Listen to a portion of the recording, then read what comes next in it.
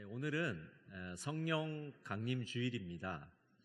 오순절 마가 다락방에 성도들이 모여서 기도할 때 성령께서 강림하신 것을 기념하는 주일입니다. 교회의 시작이고 교회의 생일날이라고 할 수가 있죠. 이 성령 강림 주일에 임하신 성령님, 그분은 과연 어떤 분이실까요? 성령님은 인격체이십니다. 우리가 같이 소통할 수 있고 대화할 수 있고 교제를 나눌 수 있는 분이죠. 어떤 분들은 성령님에 대해서 이렇게 오해하는 분도 있습니다. 성령님은 그저 막연한 힘이고 어떤 강력한 파워다 이렇게 이해하는 분들이 있는데 그렇지 않습니다. 아라비안 나이트에 나오는 램프의 요정처럼 문지르면 나와서 우리의 심부름을 들어주는 그런 분도 아니십니다. 성령님은 우리의 심부름꾼이 아니라 우리가 성령님의 심부름꾼이 되어야 하는 것이죠. 성령님은 삼위일체 하나님 중에 한 분이시고 우리가 경배를 드릴 분입니다. 찬양을 드릴 분이십니다. 성령님은 성부와 성자와 하나이십니다. 하나님은 성령의 역사를 통해서 우리와 함께 하십니다. 오늘 본문 말씀을 통해서 성령님을 좀 더 구체적으로 알아보기를 원합니다. 우리가 고난 속에 있을 때, 또 우리가 힘들어할 때 성도들은 소망을 통해서 격려를 받게 됩니다. 로마서 8장 24절 25절은 이렇게 말씀합니다. 우리가 소망으로 구원을 얻었음에 보이는 소망이 소망이 아니니 보는 것을 누가 바라리요. 만일 우리가 보지 못하는 것을 바라면 참음으로 기다릴지니라. 고난 가운데 있는 성도들은 소망을 통해서 위로를 받고 힘을 얻습니다. 또한 성령님께서는 우리 연약함을 도와주십니다. 우리 로마서 8장 26절 천천히 한번 같이 읽어볼까요? 이와 같이 성령도 우리 연약함을 도우시나니 우리는 마땅히 기도할 바를 알지 못하나 오직 성령이 말할 수 없는 탄식으로 우리를 위하여 친히 간구하시느니라. 우리의 연약함을 도우시나니, 여기서 돕는다는 말은요, 마주 잡다, 짐을 들어준다는 뜻을 갖고 있습니다. 성령님께서는 우리의 연약함을 도와주십니다. 우리의 무기력함과 무능력함을 도와주십니다. 특별히 우리가 기도할 바를 알지 못할 때, 어떻게 기도해야 될지를 모를 때 우리를 도와주십니다. 여러분, 기도는요, 초신자여서 기도를 할 줄 모르는 경우도 있겠지만 너무나도 상황이 다급하고 힘들어서 우리가 기도할 바를 알지 못할 때도 있는 것이죠. 삶이 요동치고 방황할 때, 우리의 삶이 너무나도 힘들고 어려울 때 우리는 기도할 바를 알지 못합니다. 하나님의 뜻과 우리의 삶의 상황을 정확하게 알지 못할 때 우리는 기도할 바를 알지 못하는 것이죠. 여러분, 그럴 때가 있지 않습니까? 너무나도 상황이 다급하고 위험할 때 우리의 말문이 막혀버립니다. 허둥지둥하면서 어찌할 바를 모릅니다. 하늘이 노랗고 앞이 캄캄한 순간을 우리가 맞이하게 되는 것이죠. 넋이 나가고 멍청하게 앉아 있을 때가 있습니다. 좌절하고 낙심하고 절망할 때가 있는 것이죠. 이럴 때 성령님께서 우리를 도와주십니다. 성령님은 내게 무엇이 필요한지를 너무나도 잘 아십니다. 과거와 현재와 미래의 필요를 아십니다. 내게 가장 선한 것이 무엇인지, 최선이 무엇인지를 알고 계십니다. 그렇기 때문에 성령님은 우리를 가장 잘 도와주실 수가 있는 것이죠. 여러분, 최고의 기도 파트너는 누구일까요? 예수님께서는 우리를 위해서 중보하시는 분이라고 성경은 소개합니다. 로마서 8장 34절에 보면 누가 정죄하리요? 죽으실 뿐 아니라 다시 살아나신 이는 그리스도 예수시니 그는 하나님 우편에 계신 자요 우리를 위하여 간구하시는 자시니라. 예수님께서는 중보자가 되셔서 지금 이 순간에도 우리를 위해서 기도해 주신다고 말씀합니다. 여러분, 우리 옆에 지금 예수님이 눈에는 보이지 않아요. 육신의 눈에 보이지 않지만 주님께서 우리를 위해서 간구하고 계심을 믿으시기 바랍니다. 성령님께서도 우리를 위해서 중보해 주십니다. 오늘 8장 26절에 보면 말할 수 없는 탄식으로 우리를 위해서 기도해 주신다고 말씀합니다. 여러분, 여기서 말할 수 없는 탄식이라는 것은 깊은 한숨을 내쉬는 것을 의미합니다. 여러분, 성령님께서 왜 깊은 한숨을 내실까요? 막막하고 답답해서 내쉬는 것이 아닙니다. 너무나도 우리를 바라볼 때 애틋하고 안타까워서 한숨을 내쉬는 것입니다. 우리가 하나님의 뜻대로 살지 않고 있기 때문에 고난 가운데 신음하고 아파하는 모습을 보시면서 성령님은 탄식하면서 우리를 위해 기도해 주시는 것입니다. 기도의 파트너 성령님은 하나님의 뜻대로 기도하십니다. 하나님의 뜻과 성령님의 기도의 내용이 100% 일치하기 때문에 성령님께서 우리를 위해서 기도해 주시면 그 기도는 100% 응답을 받게 되는 것입니다. 성령님은 우리를 대신해서 간구하십니다. 우리가 기도할 줄 모를 때, 기도할 수 없는 상황에 처해 있을 때 우리를 위해서 대신 기도해 주십니다. 우리의 무능력 속에서도 그 무능력을 통해서 역사하시는 분이십니다. 성령님은 우리의 단짝이 되어주셔서 우리를 위해 간절하게 기도해 주십니다. 성령님은 우리 혼자 기도하게 내버려 두지 않으십니다. 여러분, 우리가 기도할 때 우리는 혼자 있는 것이 아니라 우리의 짝지, 우리의 짝꿍 성령님이 계심을 믿으시기 바랍니다. 가장 힘들고 어려운 그 순간에 우리의 말문이 막혀서 기도할 수 없는 그 순간에 성령님은 우리의 파트너가 되어주셔서 우리를 위해 기도해 주시는 것입니다. 성령님께서 기도의 파트너가 되어주시면 우리의 기도는 응답을 받게 됩니다. 하나님께서 합력하여 선을 이루어 주시는 것입니다. 우리 8장 28절 말씀 우리 같이 한번 읽어볼까요? 우리가 알거니와 하나님을 사랑하는 자 곧 그의 뜻대로 부르심을 입은 자들에게는 모든 것이 합력하여 선을 이루느니라. 제가 새 한글 성경으로 읽어드리겠습니다. 우리가 알다시피 하나님을 사랑하는 사람들에게는 모든 것이 한데 어우러져 좋은 결과를 이룹니다.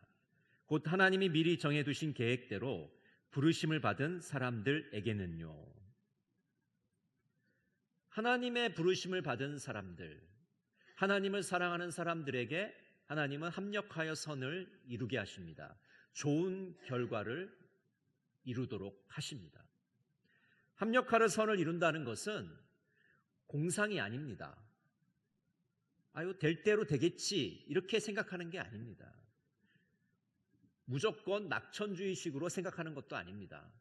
이거 무조건 잘 될 거야 그렇게 막연하게 생각하는 것이 아닙니다. 합력하여 선을 이룬다는 것은 우리의 고통과 시련 가운데서도 하나님이 당신의 목적을 이루어 가시는 것입니다.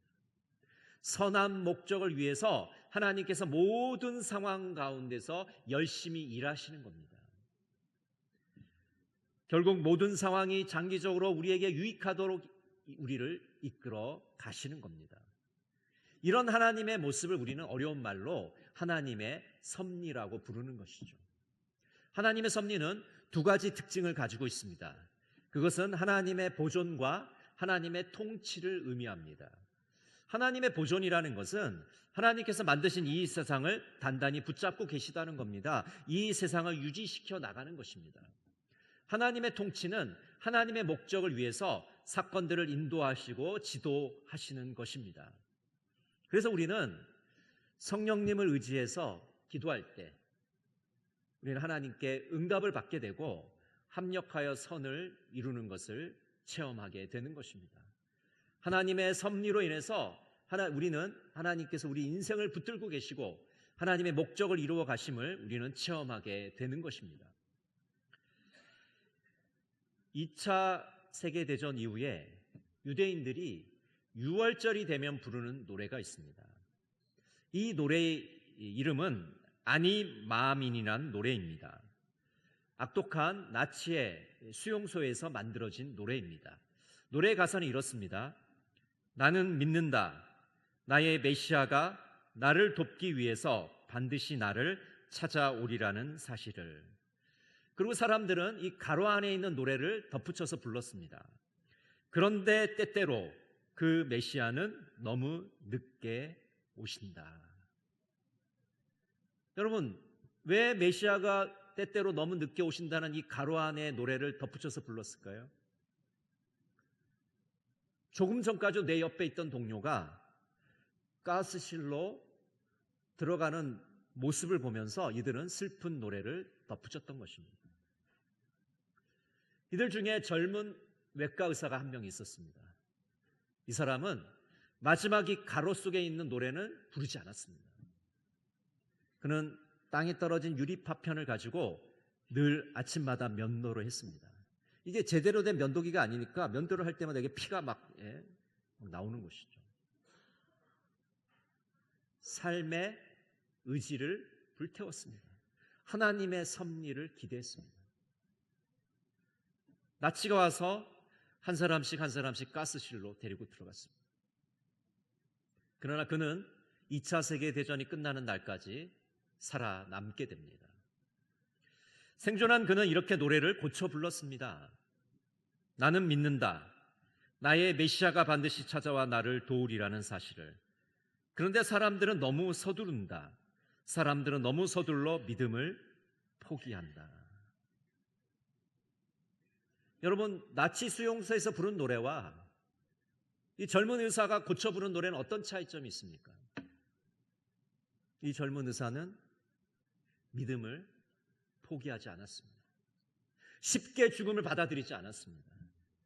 하나님의 살아계심을 믿었고 하나님의 섭리하심을 믿었습니다. 하나님께서 나를 도와주시리라는 것을 믿었습니다. 그랬기 때문에 그는 살아남게 된 것이죠. 우리가 예배 전에 부른 찬양 누군가 널 위하여. 당신이 지쳐서 기도할 수 없고 눈물이 빗물처럼 흘러내릴 때 주님은 우리 연약함을 아시고 사랑으로 인도하시네. 누군가 널 위하여 누군가 기도하네. 내가 홀로 외로워서 마음이 무너질 때 누군가 널 위해 기도하네. 누군가 널 위해 기도하네. 여러분은 혼자가 아닙니다. 우리 옆에는 기도의 파트너가 계십니다. 기도의 동역자가 계십니다. 에베소서 6장 18절은 이렇게 말씀합니다.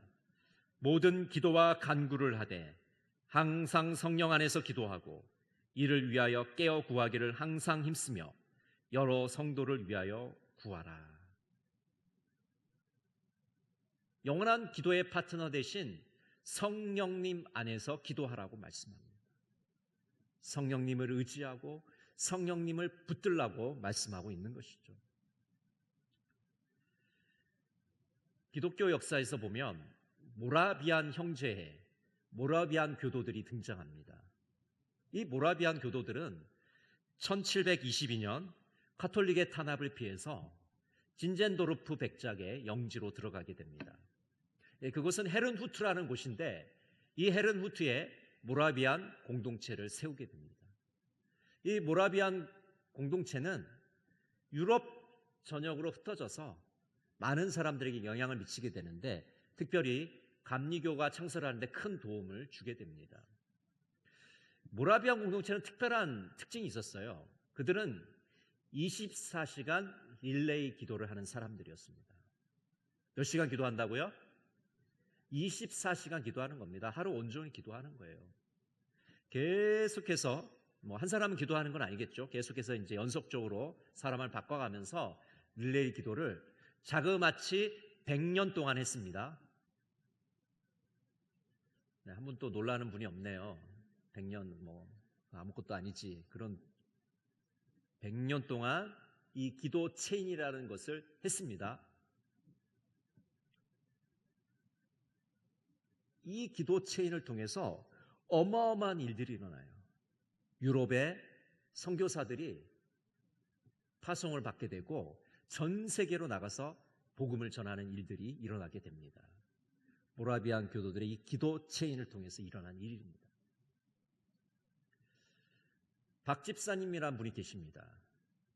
이 박 집사님의 아들이 갑자기 큰 교통사고를 당하게 됩니다. 그래서 박 집사님은 너무나도 놀라서 말문이 막혀버리게 됩니다. 기도를 할 수 없는 상태에 이르게 됩니다. 그래서 병원 복도에 줄이고 앉아서 그냥 하염없이 눈물만 흘렸습니다. 입술은 움직이는데 무슨 말을 하는지 본인도 몰랐습니다. 다만 마음 깊은 곳에서 끓어오르는 탄식과 울음만이 있을 뿐이었습니다. 다행히 아들이 깨어나고 회복되기 시작했습니다. 박 집사님은 자신이 기도한 것이 아니라 성령님께서 자신 안에서 기도했다는 것을 나중에 알게 되었습니다.